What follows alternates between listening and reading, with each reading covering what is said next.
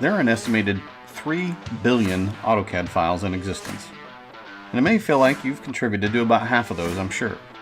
And in the time it took somebody to explain why 3D modeling is faster, you had already updated 10 drawings, refilled your coffee, had a call with your customer letting them know that the project was on schedule.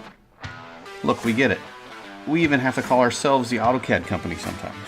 Autodesk introduced AutoCAD over 35 years ago, and DWG files will continue to be your document of record for the foreseeable future. So no, this isn't another attempt to move you to 3D modeling.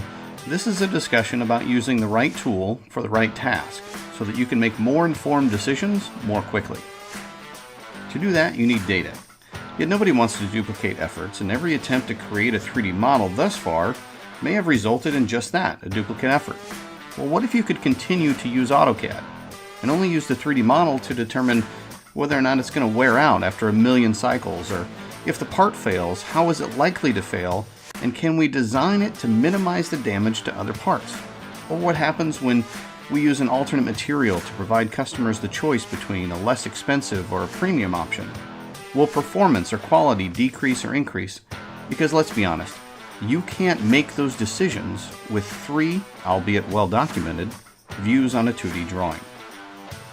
With the product design and manufacturing collection, it's not a choice between 2D AutoCAD or 3D modeling. You'll use both.